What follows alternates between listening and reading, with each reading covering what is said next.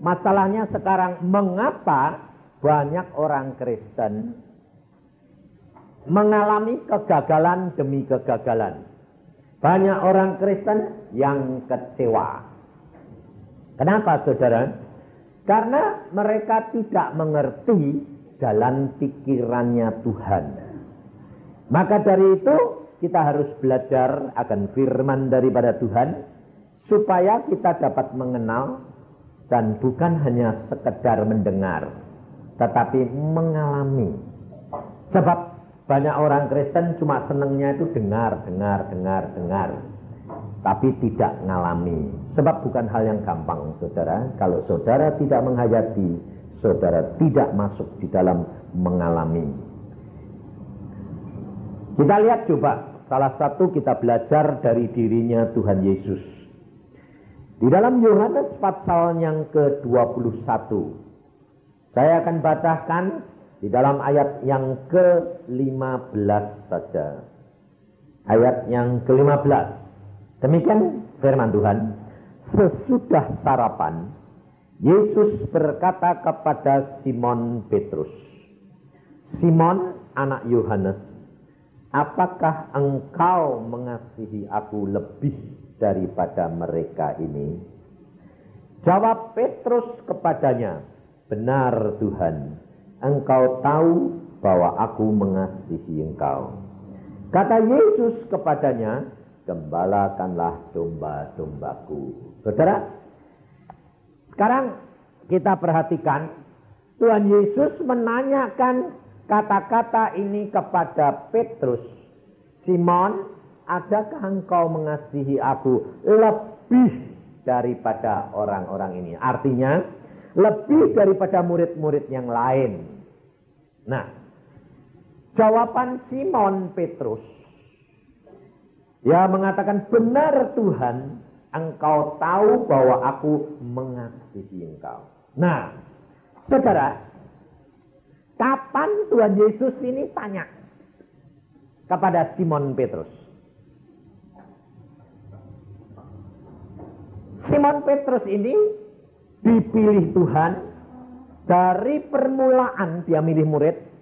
Simon Petrus ini dipilih oleh Tuhan untuk menjadi pemimpin. Sebab Tuhan Yesus ngomong begini, "Engkau adalah Simon, tapi engkau adalah Petrus. Di atas batu karang ini aku akan mendirikan sidang jemaatku." Jadi Petrus ini di hadapan murid-murid yang lain dipilih oleh Tuhan Yesus sebagai apa? Pemimpin. Nah, Tuhan milih Simon. Sekarang saya tanya, ibu-ibu ini pada waktu engkau memilih pemimpin, yaitu suamimu, ya toh? Suamimu jadi pemimpin pada? Hah? Atau ibunya yang mimpin? Hah? Loh, kalau ditanya, suami itu mimpin atau yang dipimpin? Mimpin toh? Mimpin toh? Nah, sekarang pada waktu ibu-ibu ini pilih suami sebagai pemimpin, kamu menanyakan kepada suamimu, "Apakah engkau cintaku, mengasihi aku?" Permulaan atau akhir? Hah? Permulaan dong. Nah, lalu jawab suamimu, pemimpinmu apa? "Oh, tidak, aku cinta ya tidak bakal mau mbak gue." Betul kan? Betul enggak? Makanya pantesan kamu kecewa. Ayo, jujur. Siapa di antara kamu yang tidak pernah, bukan kecewa terus loh, tidak pernah kecewa terhadap suaminya? Kecewanya gini, "Tak kira gini, kok gini." Betul toh? Betul toh? Pernah toh? Pernah semua toh? Nah, kenapa saudara? Kita belajar. Tuhan Yesus memilih Petrus itu sebagai pemimpin. Tapi Tuhan Yesus tidak pernah dari permulaan tanya, "Petrus, adakah engkau mengasihi aku?" Tidak toh? Pertanyaan ini yang diajukan oleh Tuhan Yesus kepada Petrus, itu pertanyaan yang akhir. terakhir. Setelah dia bangkit dari antara orang mati, setelah Yesus disangkali oleh Petrus, setelah Petrus melakukan segala perkara yang menyakitkan hatinya Yesus, Yesus tanya, setelah semua selesai, baru Tuhan Yesus tanya, Petrus, Simon, adakah engkau mengasihi aku? Nah, ini saudara harus belajar cara bertindaknya Yesus, cara berpikirnya Yesus. Itu yang saudara dan saya harus pelajari dan lakukan. Sebab Tuhan Yesus berkata di dalam Yohanes 13, kita lihat Yohanes 13 ayat 12 sampai dengan ayat yang ke-15. Sesudah Yesus membasuh kaki mereka, Yesus mengenakan pakaiannya dan kembali ke tempatnya. Lalu ia berkata kepada mereka, mengertikah kamu apa yang telah kuperbuat kepadamu? Kamu menyebut aku guru dan Tuhan, dan katamu itu tepat. Sebab memang akulah guru dan Tuhan. Jadi jikalau aku membasuh kakimu, aku yang adalah Tuhan dan gurumu, maka kamu pun wajib saling membasuh kakimu. Sebab aku telah memberikan suatu teladan kepada kamu, supaya kamu juga berbuat sama seperti yang telah kuperbuat kepadamu. Tuhan Yesus menghendaki saudara dan saya meniru siapa? Yesus dia. Dia guru dan Tuhan. Dia baru bertanya kepada Petrus, Simon, adakah engkau mengasihi aku? Setelah dia melakukan bagiannya.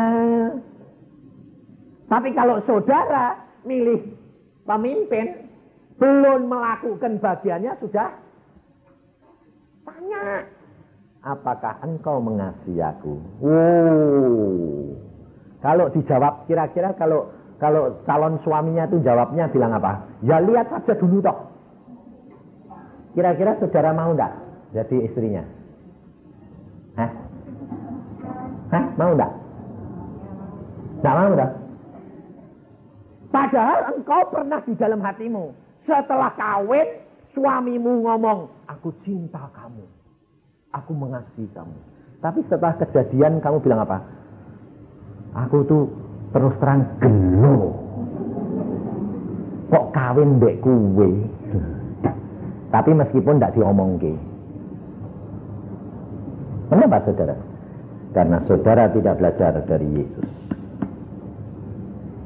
Kalau saudara belajar dari Yesus, kau tidak akan mengalami seperti yang engkau alami.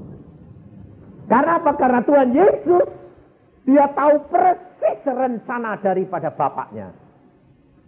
Kalau dia memilih Petrus menjadi pemimpin, dia tidak kecewa. Karena dia tahu Petrus itu bakal mesti nyangkal dia. Makanya dia tidak tanya Petrus dari permulaan. Petrus, engkau mengasihi aku? Enggak. Malah Tuhan Yesus itu mengatakan kepada Petrus, menyanjung Petrus. Di atas batu karang yang teguh ini, aku akan mendirikan jemaatku. Wah, Petrus kepalanya gede dah. Nah? Tapi apa yang saudara lakukan? Suami istri itu kerap kali apa?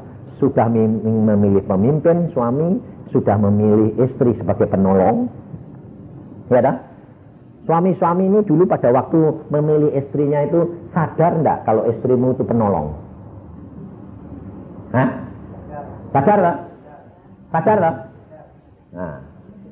Sadar tak? Sadar. Bahwa istri itu sebagai penolong. Tapi kalau kenyataannya dia mentungi dia. Kamu kecewa enggak? Sama.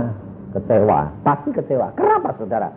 Karena saudara tidak menyadari bahwa kalau saudara dan saya sudah memilih, saudara harus tahu bahwa setiap manusia itu punya kelemahan. Betul enggak? Tidak ada yang super itu tidak ada kecuali Yesus. Kalau Yesus yang maha tahu, dia Allah sendiri. Tapi dia memberi teladan kepada saudara dan saya. Dia memilih Petrus. Dia katakan, dia sanjung Petrus. Dia hormati Petrus. Di atas batu karang ini aku akan mendirikan jemaatku. Wah, Petrus selalu di dalam tingkah lakunya sehari-hari, dia selalu memimpin. Saudara baca, selalu kalau berjalan Petrus mesti di depan. Makanya sampai Tuhan membuat mujizat Petrus gak arti. Karena apa? Selalu minggir. Wah, selalu di depan. Tapi Tuhan tidak pernah menegur Petrus. Sampai pada saatnya. Sampai pada saatnya Petrus harus menghadapi satu kenyataan. Bahwa apa yang dirasakan itu bukan yang sebenarnya. Dia diangkat jadi pemimpin. Tapi belum jadi. Sedang diproses oleh Tuhan. Dan Tuhan tidak pernah menuntut orang yang belum jadi. Tapi saudara, kerap kali menuntut suami, menuntut istri. Belum lihat perbuatan tingkah lakunya, sudah dituntut. Katanya ngasihi, katanya cinta. Kok ini? Pantas kamu kecewa loh. Salah siapa? Hah? Salah dewek. Tapi kerap kali lebih kurang ajar lagi. Tuhan, engkau ngasih jodoh modelnya kok kayak gitu. Nggak tambah kurang ajar itu. Hah? Lo milih-milih dewek. Sekarang sudah jadi, sing disalahke Tuhan, tidak kurang ajar. Ini loh saudara. Kita harus belajar dari Tuhan Yesus. Petrus pada waktu dia memimpin terus Tuhan biarkan. Pada waktu Tuhan Yesus mau naik ke atas kayu salib, Tuhan berkata, sebentar lagi anak manusia akan ditangkap, dianiaya, dibunuh mati. Petrus ngomongnya apa? Jangan Tuhan. Dia tahu kalau Yesus itu Mesias. Yesus itu Allah sendiri. Tapi dia berani negor Tuhan nih. Kurang ajar enggak? Jangan Tuhan. Tapi Tuhan berkata, setan, kamu satu jerat bagi saya. Karena kamu hanya memikirkan keadaan manusia, bukan rencananya Allah. Ini saudara. Kalau saudara dan saya tidak belajar dari Yesus, maka engkau pasti akan kecewa. Kuncinya di mana? Kalau kamu mau belajar adalah harus rendah hati. Tanpa kerendahan hati tidak bakal. Petrus diangkat oleh Tuhan, selalu kepengen jadi pemimpin. Yesus pun ditegur oleh Petrus. Dan Tuhan sekedar cuma mengarahkan, tidak menuntut. Kemudian pada waktu Tuhan Yesus mau naik ke atas kayu salib, Tuhan berkata, Simon, Petrus, malam ini engkau akan menyangkal aku 3 kali. Bukan dicegah, bukan dihalangi, bukan dihindarkan, tapi malah lakukan. Perhatikan saudara. Yang disangkali siapa? Yesus sendiri. Tapi mengapa justru diberitahukan? Karena Petrus belum dapat mengerti. Waktu Tuhan Yesus berkata, Simon, malam ini engkau akan menyangkal aku. Simon bilang apa? Mati pun aku berani. Tidak bakal aku nyangkal kamu. Persis seperti janji saudara pada waktu saudara jatuh cinta semua gitu dah. Persis gitu dah. Persis gitu dah. Aku cinta. Ya, kalau sedang mabuk. Tapi nanti kalau sedang tidak nyenengke, lalu sudah mulai bandingke, dia kecewa, lalu ingat bekas pacare. Aku kok kali ini coba aku dulu ambil ini, waduh lumayan, dek nenek saya ini kaya ya. Lebih-lebih nyelekit lagi. Wis kadung tak korbani, kok malah gini. Yang suruh kamu korban itu siapa? Wong ya salahmu dewek, milih-milih dewek. Saudara, kita harus belajar dari Yesus. Sebab Alkitab mengajar saudara dan saya Kalau engkau dan saya menyenangkan hatinya Tuhan, Allah berkata apa? Alkitab berkata apa? Semua musuhmu akan didamaikan. Loh. Tapi ini malah suami istri golek musuh. Dicinta malah jadi musuhe. Nah kalau sampai suami istri tidak ada kecocokan tuh, ada ketidakberesan enggak? Hah? Berarti firman Tuhan tidak tergenapi. Salah siapa? Hah? Salah cewek. Itu mesti diperiksa. Saya dulu terus terang saudara, banyak terjadi kesalahpahaman dengan istri saya. Dan saya harus bayar harga itu. Kenapa? Setiap kesalahan dan dosa harus bayar. Dan tidak bisa tidak. Saudara tahu? Kita kerap kali tidak menyadari ada harga yang saudara dan saya harus bayar. Saudara mau dimuliakan atau saudara mau direndahkan, ada harga yang harus dibayar. Saya dulu menang-menangan terus. Tapi akhirnya setelah Tuhan didik saya, Tuhan berkata, kamu sekarang harus bayar. Bayar. Saya itu dulu sampai sekarang pun tidak pernah minta pijet istri saya. Sebab saya memang keras hati dan merintah terus. Tapi meskipun saya merintah, tapi tidak pernah saya minta pijet. Dan dia sendiri sama saya tidak pernah minta pijet dulu. Karena takut mesti tak sentak. Gitu aja cengeng. Sekarang sidik-sidik yang pijeti. Ini orangnya di sini, jadi saya kalau ngomong ya terang-terangan. Meskipun saya kadang-kadang ngantuk, capek, kadang-kadang tolong yang mau ndak tak pijeti, mau jengkel, Tuhan bilang bayar harga. Kenapa bayar harga saudara? Karena dulu pernah aku sakiti dia, sekarang Tuhan bilang, harus kamu sayangi dia. Bayar harganya. Tapi kalau saudara dan saya bayar dulu seperti Yesus, lihat luar biasanya. Yesus terhadap Petrus, dia tidak pernah menanyakan, Simon, engkau mengasihi aku, sebelum dia membayar harga lebih dahulu. Bahkan dia mengingatkan Petrus, Simon, engkau akan menyangkali aku. Oh, tidak bakal Tuhan. Tidak. Mati pun aku rela. Tuhan tidak ngomong A, tidak ngomong B. Mesem saja. Ya wis toh, wong dikasih tahu ya tidak bakal percaya. Belum kejadian. Jarke. Sampai akhirnya Tuhan Yesus dianiaya.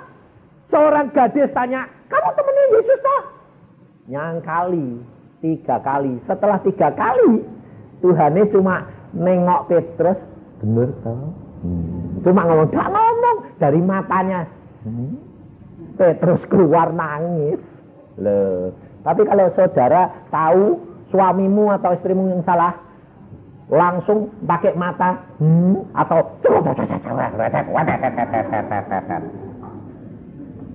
terus dibalas. Nih loh, Yesus tidak. Yesus bayar karena Yesus tahu itu jalannya untuk membuat Petrus mengasihi dia. Itu jalannya membuat Petrus menjadi alat yang berani mati, yang mengasihi Yesus sampai dia disalib seperti Yesus. Bahkan dia berkata, aku tidak layak disalib seperti Tuhanku, kepalaku jungkir di bawah. Dan akhirnya Petrus disalib, kepalanya di bawah dan dibakar. Petrus mati, mengalami lebih daripada Tuhannya. Kenapa? Karena dia sudah melihat kasihnya Yesus, saudara. Maka pada waktu sudah akhir, Tuhan Yesus dimuliakan. Dan Tuhan berkata apa? Aku akan menarik semua orang menjadi muridku. Meskipun orang yang mengutuk sekalipun, dia dapat diubahkan menjadi berkat. Karena ada harga yang dibayar. Beri kasih ini, beri kasih ini, beri dulu, beri dulu. Ini saudara. Kita tidak usah menuntut. Yang penting kita berikan, kita lakukan. Saya terus terang saudara, ditanya orang, Pak, engkau tuh dulu kan kasar, keras, diktator seenaknya, kok bisa berubah? Kamu tahu rahasianya di mana? Ya di mana, Pak? Baca firman, berdoa, dan ada satu kuncinya. Kasih. Kasihnya siapa? Istri saya itu berdoa senantiasa. Dia tidak berani membantah karena dia tahu kalau saya bantah malah tidak karu-karuan. Dia cuma berlutut di bawah kaki Tuhan dan mintakan ampun. Dan Tuhan akhirnya berkata, Yusa, engkau ini harus jadi berkat. Engkau harus jadi pelaku firman. Engkau harus mengasihi. Lihat istrimu, lihat istrimu. Akhirnya dirubah Tuhan. Dan ini saudara, berikan lebih dahulu, maka kamu akan menerima. Terus terang istriku, kalau saya kadang-kadang ngomong gini, saya kerap kali ngomong gini, yang kok ini kok tidak kayak dulu sih? Kalau dulu kok tidak banyak tuntutan, tidak banyak minta ini, kok tidak ngaret, tidak ini. Kalau dulu saudara, kalau mau pergi jam 10, dia selalu 10 kurang 5 menit sudah siap. Karena apa? Kalau telat tak tinggal. Sekarang, kalau saya bilang, cepat, yang saya bilang, loh kok sekarang kok nakal sih? Lah kan bayar harga. Nah. Aku sudah bayar kok, sekarang kok sih bayar aku. Sebab apa? Sampai sekarang akhirnya saya kalau jauh-jauh sudah bilang, aja telat loh, tapi ini gini, ini pelayanan ini. Dia tidak pernah telat, pas. Tapi mesti dari jauh-jauh dielengke. Aku tak tidur sih ya, nanti kurang setengah jam bangunin ya.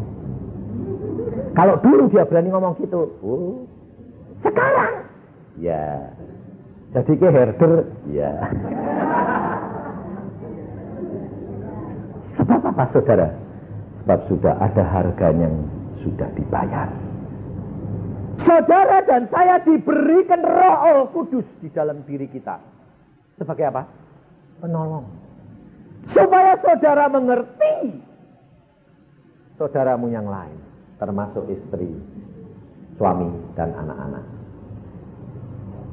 Tetapi kalau engkau mau diubah, kau harus rendah hati. Rela. Katakan, Tuhan, tolong aku mengerti dia. Apa yang aku harus lakukan? Memang untuk seperti Yesus, ada harga yang saudara dan saya bayar. Dan itu tidak enak dan sakit.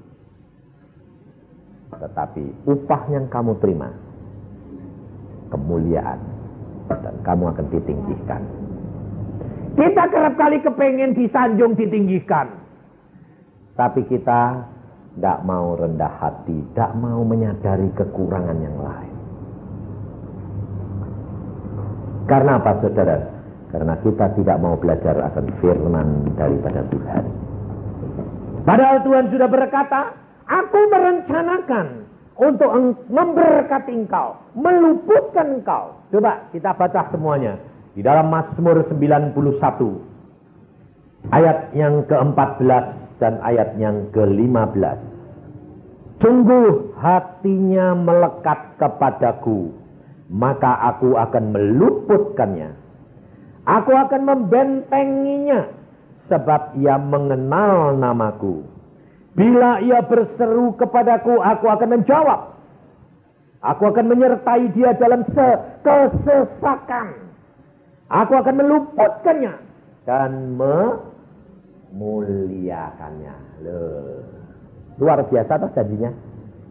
Saudara dan saya menghadapi kesesakan, penderitaan. Kenapa? Karena kita mau membayar, melakukan seperti yang Yesus lakukan. Coba bayangin, Yesus guru, muridnya 12, mau makan, mau perjamuan malam. Gak ada yang mau nyuci kaki sama nyuci tangan saja, ada yang mau. Semua merasa sama, aku ya sama tinggi sama kamu. Ini saudara. Akhirnya Yesus turun tangan, Yesus mencuci kaki murid-muridnya. Yesus tidak nuntut. Sebetulnya dia yang harus dicuci. Tapi dia menyuci. Karena apa? Dia tahu manusia-manusia ini belum mateng. Belum ngerti. Dan untuk mengerti, untuk jadi mateng, harus ada yang dibakar. Harus ada yang dikorbankan. Dirinya Yesus. Kalau saudara dan saya mau menikmati, harus ada orang yang jadi tumbal. Setiap keluarga, satu orang, Tuhan berkata, yang harus dikorbankan seperti Yesus. Kalau Yesus dikorbankan untuk isi dunia, Tuhan berkata, aku cuma minta satu keluarga, satu orang, untuk sedia dikorbankan seperti Yesus. Tetapi akhirnya dia nanti yang akan dimuliakan. Ini hidup kekristenan, saudara. Ini hidup kekristenan. Supaya kita ini menyadari kekurangan kita, kelebihan kita. Banyak ibu-ibu itu punya kelebihan. Kelebihannya apa? Mimpin. Cerewet. Itu kelebihan, pasti kelebihan. Ya toh? Kelebihan toh? Cerewet kelebihan toh? Mimpin. Harusnya nolong malah mentungi. Itu kelebihan toh? Tuh. Tapi kalau kelebihan ini diterapkan pada posisi yang benar, luar biasa. Sebab orang yang punya kelebihan ini pasti suaminya kurang. Kalau ibunya cerewet, suaminya mesti diem. Nah, tapi kalau cerewet ini, kelebihan ini diterapkan di tempat yang salah, ngomel terus, suaminya tambah diem, stres, stroke, mati. Tapi kalau ini cerewetnya ini diterapkan yang tepat, hebat saudara. Di Roma dia tahu suaminya suka diem, ya wes, jangan rame-rame. Di rem city. Tapi kalau ada tukang pajak, nah ini perlu. Dicereweti ini perlu. Nah, menang dong. Dapat hasil. Tempatnya itu harus tepat. Suka tegas, suka memerintah. Suaminya pasti tidak tegas. Jadi di kerjasama, kalau ini diterapkan, Tuhan itu memberikan jodoh, pasti sepasang. Sepasang itu tumbuh sama tutup, pasti ada yang lebih, ada yang kurang. Tumbuh, tutup itu meot. Gak pas. Jadi ya pasti ada yang persis. Loh. Kalau suaminya itu tidak pernah bisa ngambil keputusan, mesti istrinya tegas. Tapi istrinya kalau tahu tegas, jangan kurang ajar. Ada istri-istri ngomong sama anaknya gini, memang bapakmu itu tidak pernah tegas. Sembarang bilang mama yang mutusi. Waduh. Aku kalau dengar gitu saya bilang, ini istri perlu dijantur ini Tuhan. Sebab dia itu penolong, dia itu leher, kok dia malah di atas. Orang kepalanya nempel di badan terus lehernya ini dhuwur kantul-kantul. Coba bayangin. Kayak apa itu, model apa itu coba.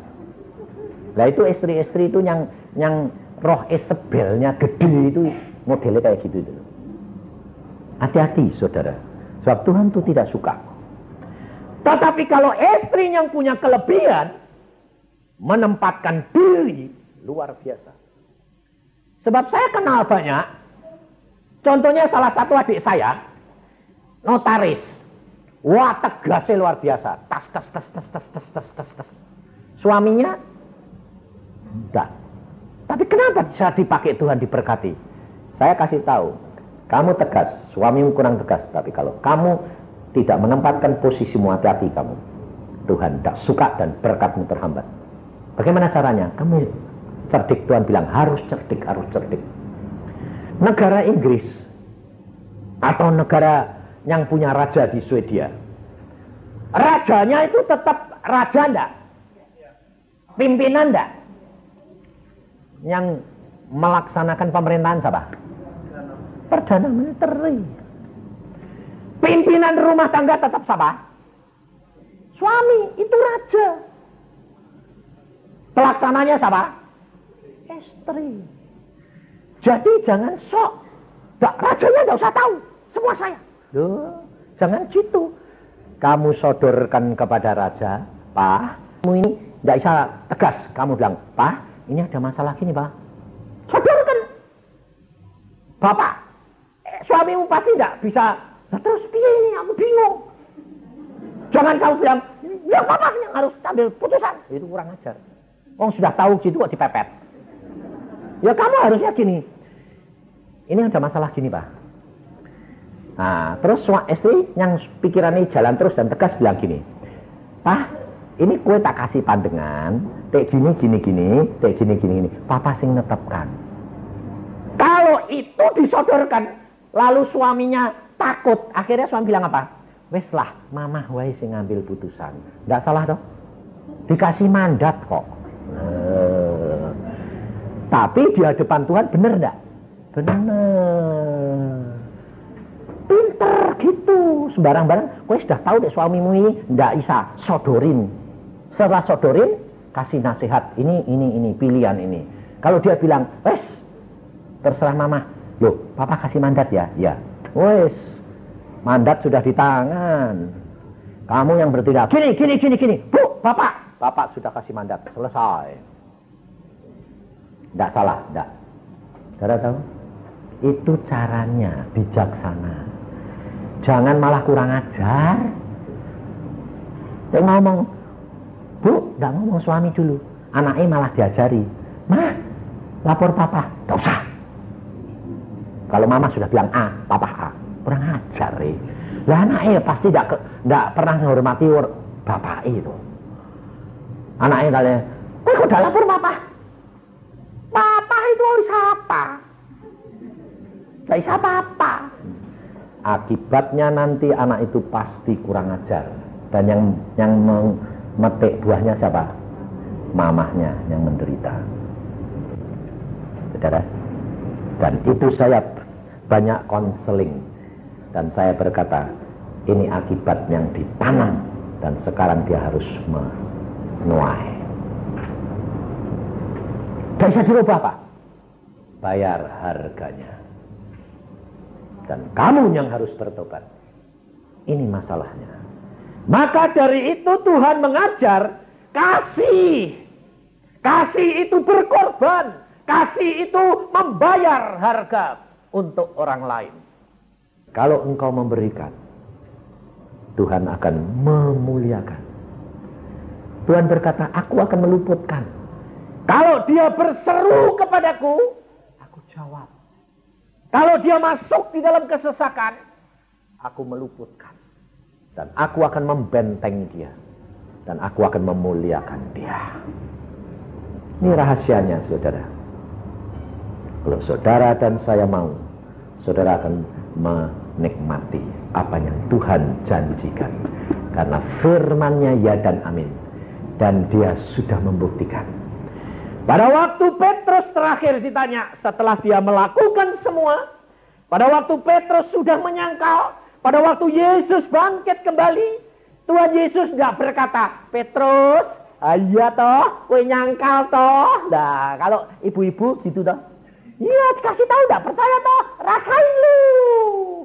Makanya wong lanang tuh nurut. Sebaliknya bapak-bapak ya kerap kali gitu toh. Maka nih orang perempuan dikasih tahu tidak nurut, karepe dewek, wae. Nah itu, saudara, kita kerap kali.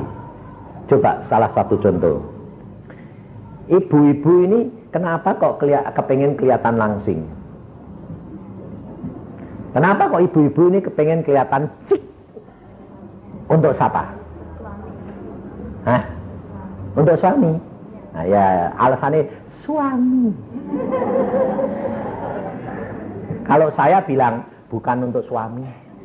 Suami ini malah diporoti duitnya. Tapi untuk dirinya dewek. Untuk dirinya dewek. Contohnya kenapa, saudara? Kalau kamu jalan sama suami, kamu mau pergi, kamu kelihatan cik toh. Kamu pergi salon, yang belang-belang ditutupi, roke sing ciamik, ya kan? Terus jalan suaminya, sing nikmati siapa? Hah? Orang lain apa suami nih? Suami nih. Apa suami nih itu jalannya terus? Yang nikmati orang lain, kalau orang lain sing bangga siapa? Suami. Dirimu dewek. Nah. Kenapa suaminya tidak bisa bangga? Saya tanya sekarang. Loh ini saya jujur. Kenapa suaminya tidak bisa bangga? Sebab suaminya itu tahu dalemmu, bosokmu itu tahu. Mbok poles-poles model-model, ayah dipoles-poles. Orang lain kan kelihatan wangi, aku bosoke itu. Sebab demikian sampai rumah copot-copot, modal madil meneh. Daster sing edel-edel, sing bau, sing ayo jujur, betul enggak? Kalau ditanyai, dastermu selek kayak gitu kok. Wong enak kok dipakai. Kayak sing anyar itu kresek-kresek, gatel. Jadi suaminya dapetnya apa? Nanti kalau mau pergi malamnya, wis di set, tembel kayak wedon. Lu kenapa sih kok putih kabeh gitu? Supaya sesuk kenceng. Besok kenceng, suamimu sing delok.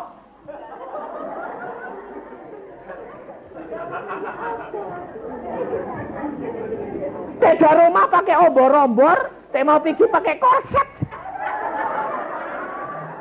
Sing nikmati itu siapa? Lo jujur, betul enggak? Lo ya aku kalau ngomong fakta lo. Saya terus terang istri saya di sini. Saya kalau bilang, yang aku gemuk ya, gemuk ben.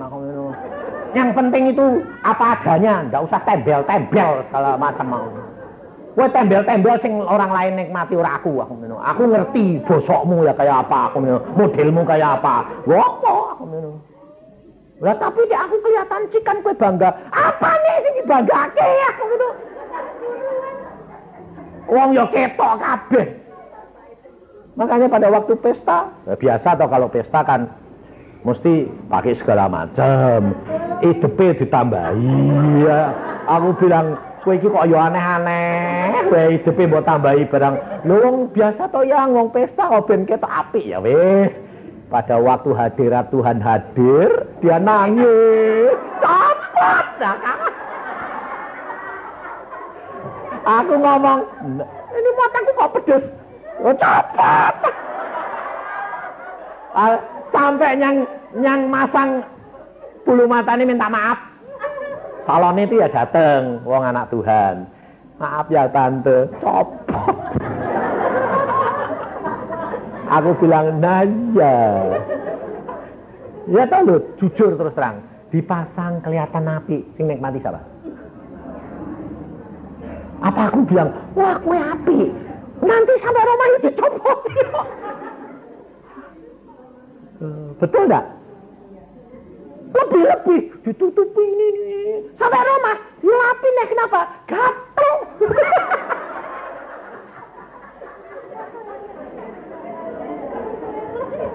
Saudara, hiduplah jujur apa adanya dan nikmati sesuai dengan firman Tuhan. Makanya terus terang saya tidak pernah kecewa sama istri saya. Kenapa? Karena dia yang diberi Tuhan. Wah, aku belum ketemu dia saja Tuhan sudah ngomong, itu loh jodohmu. Aku bilang, Tuhan aku tidak seneng orang model kayak gitu. Tuhan bilang, itu yang paling pas buat kamu. Ya wis, nurut. Tapi benar saudara. Sampai akhirnya saya berkata, setelah saya alami semua, saya berkata, untung aku nurut Tuhan. Kalau enggak aku sudah kawin cerai. Kenapa? Sebab aku keras hati dan engkau mau nurut sampai waktunya Tuhan ubah saya. Ini saudara. Saudara boleh tanya. Saya dulu pada waktu pacaran sama dia 13 tahun, tidak pernah saya ngomong saya cinta kamu, tidak pernah. Dan saudara tidak bakal sanggup jadi istri saya. Kenapa? Tidak pernah ngomong. Saya apel-apel, tapi tidak pernah bilang aku cinta, tidak pernah. Sampai akhirnya jatuh waktunya Tuhan bilang nikah. Oke, nikah. Saya tidak gampang, keras hati luar biasa saya. Makanya dia kalau bilang, "Mbok kamu seperti itu siang." Kenapa? Naik mobil tuh pintu dibukain. Gak usah. Apa itu? Pura-pura. Aku mengasihi engkau. Aku benar-benar sayang kamu. Tapi aku tidak bisa pura-pura. Loh, kasih itu kalau tidak diketoki kan percuma. Aku bilang, ya betul, memang ada betulnya setelah tua. Saya sadar, ya betul, memang betul. Lalu saya ajari anak-anak saya. Nah, betul, iman tanpa perbuatan itu mati. Betul. Saya bilang betul. Iman tanpa perbuatan itu mati. Akhirnya saya bayar. Sampai pada waktu saya mantul. Saya yang nyopir mobil sendiri, saya bukai pintu istri saya. Wah, ini kemantenku nih. Saya yang betul ke roke, gandeng. Jangan harap kalau dulu. Enggak bakal. Jalan lewat kurang cepet tak gentak dulu. Sekarang jangan cepet-cepet. Ya wis. Saudara, karena apa? Ada harga yang sudah dibayar. Mau enggak bayar? Hah? Enak. Karena hidupmu akan dimuliakan Tuhan. Dan dalam kesesakanmu, kamu diluputkan, dijawab, dibela. Karena Tuhan pembelamu. Tuhan yang mengangkat engkau. Firman Tuhan berkata, kalau engkau meninggikan dirimu, kau akan direndahkan. Saya alami. Kalau engkau merendahkan dirimu, kau akan ditinggikan. Istri saya ngalami. Ini hidup yang Tuhan mau. Amin. Mari kita berdoa. Tuhan, firman-Mu sudah hamba sampaikan. Kalau engkau Tuhan Yesus sudah mau berkorban untuk kami. Sekarang Tuhan Yesus bertanya kepadamu saudara, dan engkau jawab pribadi demi pribadi. Adakah engkau mengasihi aku? Kalau engkau mengasihi Yesus, turutilah teladannya. Jangan menuntut, tapi berikan. Layani, kasihi. Maka engkau akan dibela Tuhan. Karena Tuhan sudah melakukan lebih dahulu. Tuhan sudah memberi contoh. Tuhan sudah menjalankannya untuk engkau dan saya. Yesus, silakan Tuhan, Roh Kudus engkau berbicara. Pribadi demi pribadi. Yesus, alirkan kasih-Mu Tuhan kepada kami semuanya. Karena kami merindukan hal ini. Bukan kebetulan, tapi apa yang Tuhan mau.